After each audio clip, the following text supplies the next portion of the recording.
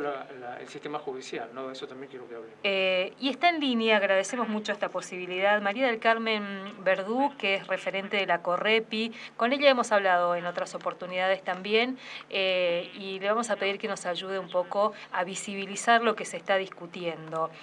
María del Carmen, muy buenas tardes, ¿cómo estás? Miguel Riquelme y Alicia Rivas te saludamos desde la radio de la universidad. ¿Qué tal? ¿Cómo les va? Buenas tardes. Buenas tardes.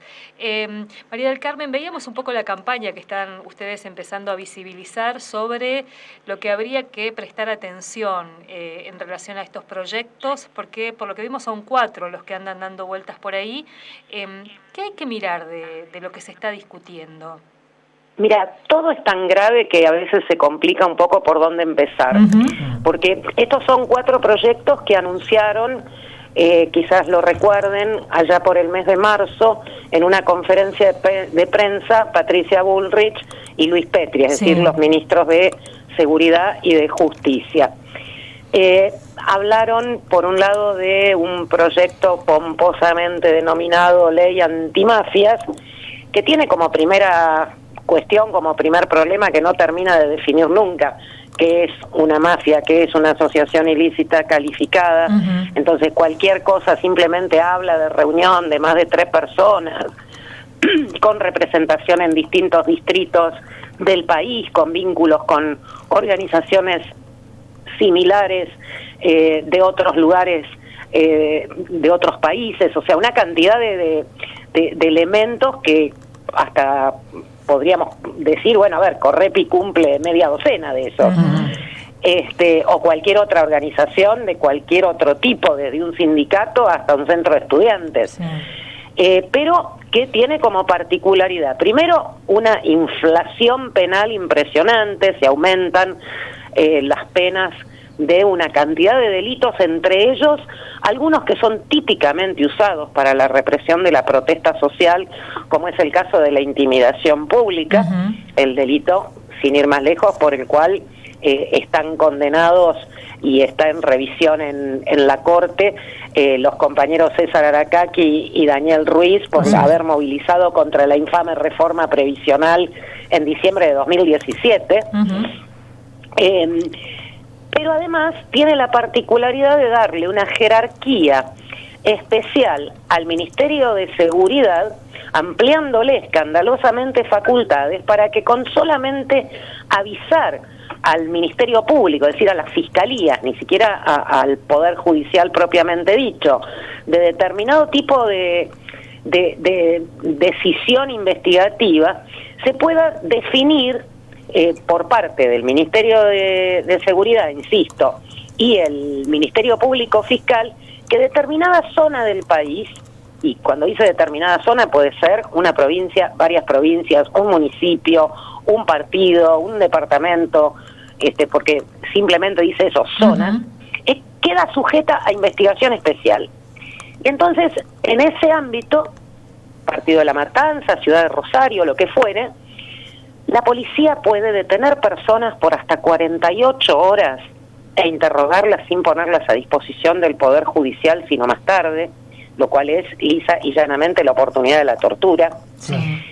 Puede hacer allanamientos encadenados, o sea, consiguen la orden de allanamiento para mi casa, en mi casa encuentran una agenda donde yo tengo anotada tu dirección o un papelito donde tengo anotada la dirección del compañero que está en el piso, y entonces sin más que un llamado telefónico para decirle al fiscal, che, mirá que de acá nos vamos a tal otro lado, simplemente van y hacen ese allanamiento encadenado sin ningún tipo de orden previa, de fundamentación, nada.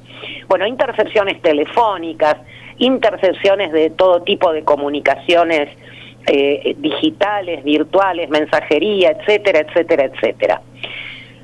Y te diría que este es el menos grave, porque después hay un segundo proyecto que es el que a Correpi más nos está angustiando y preocupando, porque además es del que nadie habla, y por algo es que nadie habla, que sencillamente convierte en acción legítima de las fuerzas de seguridad cualquier hecho de gatillo fácil. Y no estoy exagerando, porque redefine en el artículo 34 del Código Penal las nociones de legítima defensa y de legítimo cumplimiento del deber, que son dos excusas absolutorias que hacen que un hecho que objetivamente sería delito, en el caso concreto no lo sea, porque intervino alguna de estas circunstancias especiales que le quitan punibilidad, ¿no? Uh-huh. Entonces, el argumento de Bullrich es que pobrecitos los policías, los prefectos, uh-huh, los gendarmes, se inhiben de intervenir frente al crimen porque tienen miedo de ir presos. Entonces, se invierten todas las presunciones, toda la carga de la prueba, y lisa y llanamente, yo sugiero a los oyentes, a las oyentes, búsquenlos, están en internet los proyectos, léanlos, sí, no me crean, vayan a la fuente y léanlo para ver que no exagero. El título del capítulo es: si el policía tiró, por algo será, y no lo vamos a cuestionar. Y lo que es más, prohíbe lo que hoy es muchas veces la única herramienta que permite, a veces, no siempre, pero a veces, llegar a juicio, llegar al esclarecimiento del hecho, llegar incluso a alguna condena contra miembros de las fuerzas de seguridad, porque quita a las víctimas, en caso de que hayan sobrevivido, o a sus familiares, en caso de que fallezcan, el derecho a la querella. Uh-huh. A ver, no hay país en el mundo en el que se niegue a la presunta víctima de un delito el derecho a intervenir como parte en la causa y poder coadyuvar a la investigación, controlar la prueba, estar mano a mano con el fiscal como acusador privado. Claro. Ahora, son facultades que están reconocidas además uh-huh en todos los convenios internacionales. Bueno, concretamente la Convención Americana de Derechos Humanos lo establece como obligación central de los estados brindar a las víctimas de un delito o sus familiares el derecho a intervenir como querellantes en la causa judicial. De hecho, fue uno de los temas que se discutió y por el que fue condenada Argentina en el caso Bulacio, cuando había sido apartada la mamá de Walter de la investigación uh-huh allá por el año 96. En 2003 fue parte de la condena este punto justamente, y al no haber querella que ponga en contradicción la versión del policía, que diga, no, pará, no estaba armado, no, pero le tiraste de espalda, no, pero se notaba a la legua que tenía un arma de juguete o que no tenía un arma de fuego, porque, ojo, las excepciones que establece esta nueva norma son del estilo de si el policía tuvo motivos para suponer que quizá la persona estaba armada. Claro. María del Carmen, quería comentarte esto, a ver, por una reflexión tuya también.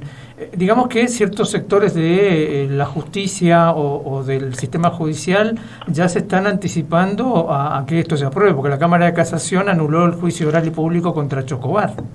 Sí, pero ahí seamos claros, porque vendieron mucha fruta con esa sentencia. Uh-huh. Lo primero que salió Correpi a decir es: no se apresuren a festejar que acá no se absolvió a nadie. Uh-huh. Lo que la Cámara de Casación dijo en el caso Chocobar fue lo mismo que dijimos nosotros, que dijimos las distintas organizaciones, que dijo la querella. La familia de Juan Pablo Cucoc, su mamá Ivonne, apenas terminó el juicio. Esa sentencia era un mamarracho. No se entendía el razonamiento uh-huh de los jueces, cada uno había interpretado los hechos de una manera distinta. Uno decía que Chocobar llegó en el momento en que se estaba produciendo el robo, cosa que es mentira. El otro decía, no, él llegó cuando ya estaban escapando porque ya habían intervenido los vecinos que recuperaron la cámara de fotos. Uno hablaba de 3 disparos, el otro de 7 disparos. En fin,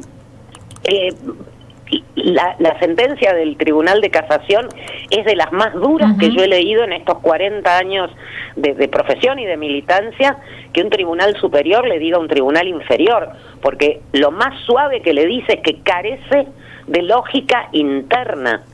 Es muy grave decir eso de una sentencia judicial. Ahora esto que vos planteás es interesante porque... Entonces, ¿por qué digo que no se absolvió a nadie? Uh-huh. Porque se va a hacer un nuevo juicio. Sí, claro. Y esto que también es importante marcar, hay todo un capítulo que es cómo se visibilizan estos temas y el rol que juegan los medios de comunicación también acá, digamos, ¿no? Porque ahí hay toda una instalación que hay que estar muy atentos y atentas. Mira, Cuando se habla de Chocobar, por ejemplo, y esto lo he discutido muchas veces con muchos colegas de ustedes, no con ustedes precisamente, que la tienen bastante más clara afortunadamente, pero sobre todo los de los grandes medios, incluso aquellos presuntamente progresistas o al menos con ciertas características de humanidad, que incluso para poner en crisis y cuestionar la acción de Chocobar dicen el policía que fusiló al ladrón. No, es el policía que fusiló a una persona, que nunca pudo ser condenado como ladrón porque precisamente el policía lo mató antes. Entonces murió gozando de la presunción de inocencia, más allá del hecho antecedente, que justamente el Estado desistió de juzgar al matarlo. Totalmente. María del Carmen, pensaba un poco en la campaña que ustedes están haciendo para también desde cuestiones así bien particulares, bien cotidianas, empezar a llamar la atención. ¿Qué pasa con si estos proyectos o alguno de ellos avanza? ¿Qué pasa con esto que vos decías, de la presunción de inocencia, las detenciones arbitrarias?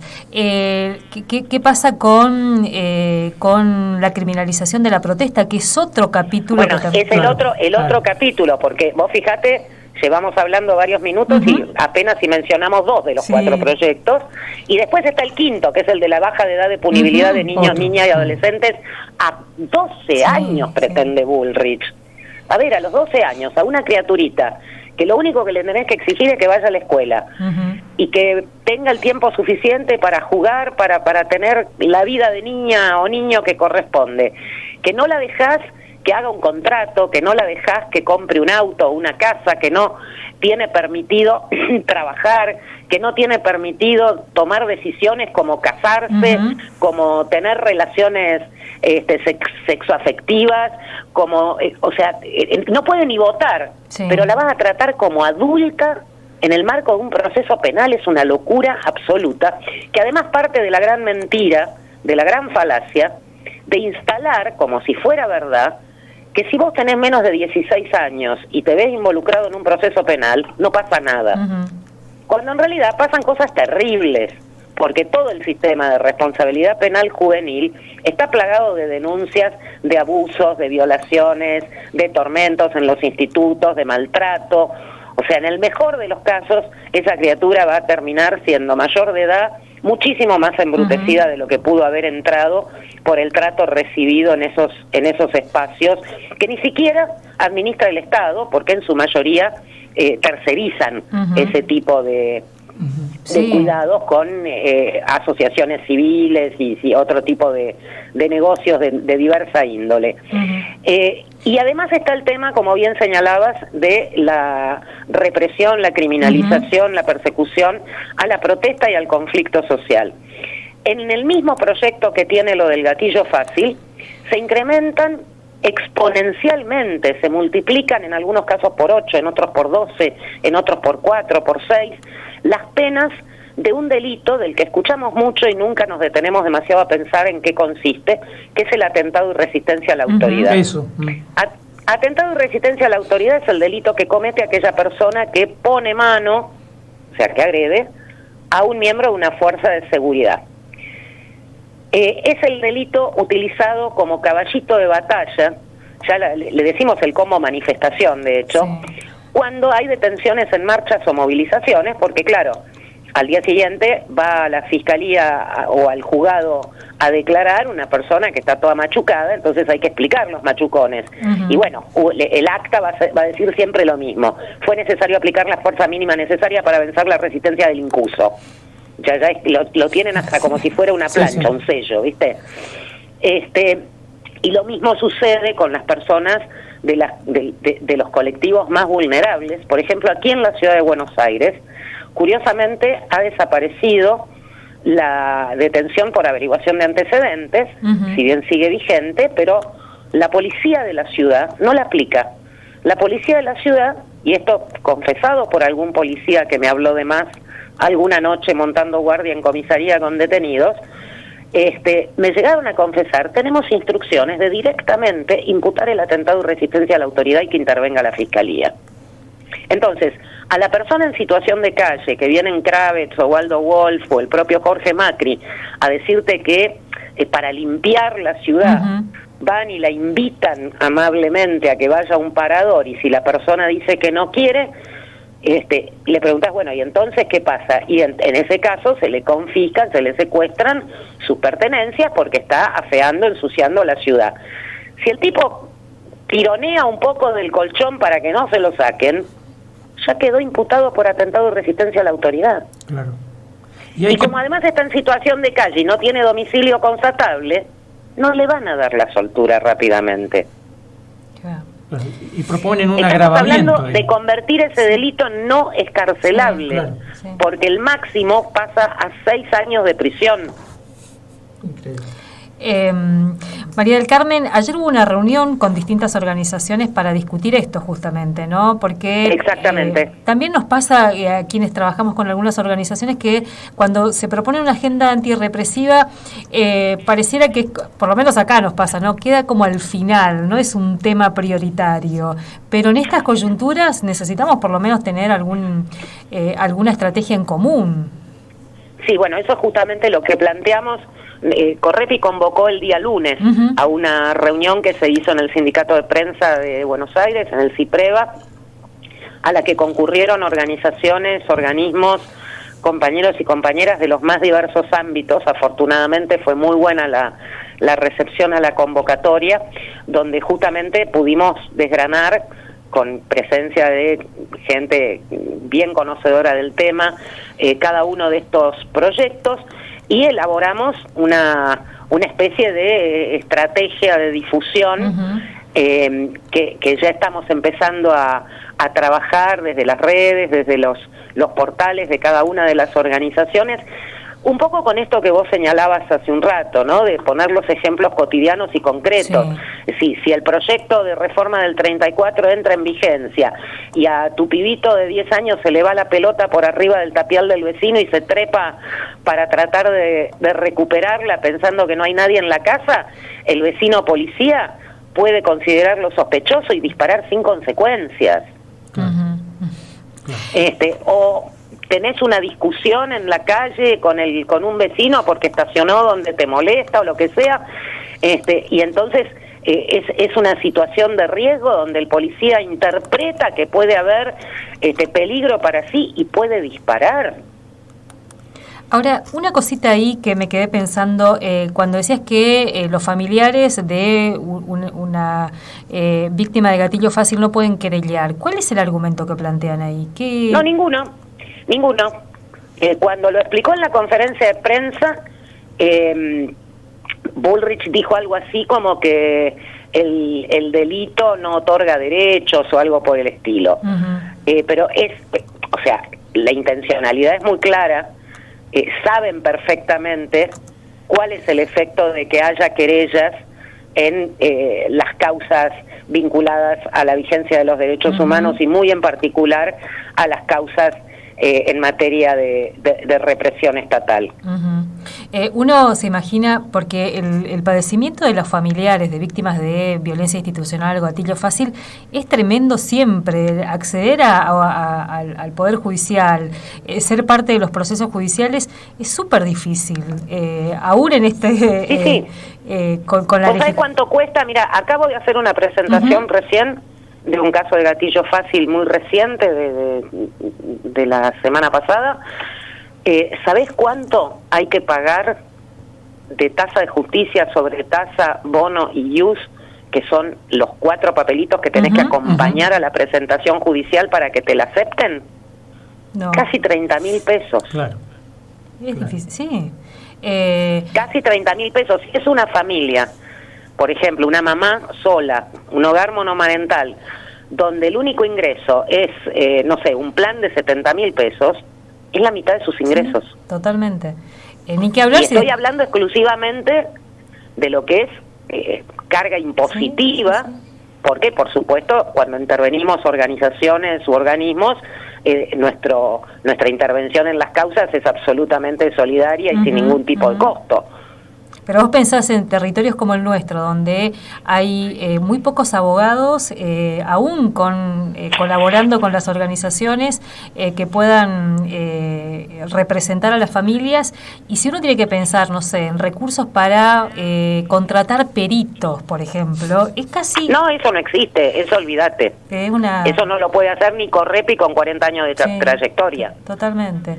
O sea, terminamos siendo especialistas en todo, aprendiendo balística, medicina legal, porque nos las tenemos que arreglar como podemos para interpretar los expedientes. Totalmente. No te quepa la menor duda.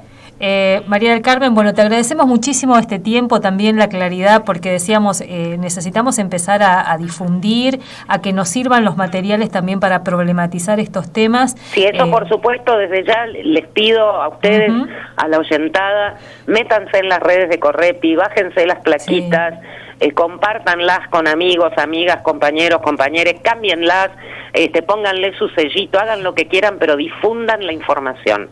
Genial. Difundan la información porque esto está tremendamente silenciado, por eso les agradezco de corazón que se hayan tomado el tiempo de analizarlo tan en profundidad. Muchas gracias. Gracias. Hasta luego. Al contrario, gracias. Hasta luego. María del Carmen Verdú, abogada de Correpi, histórica abogada.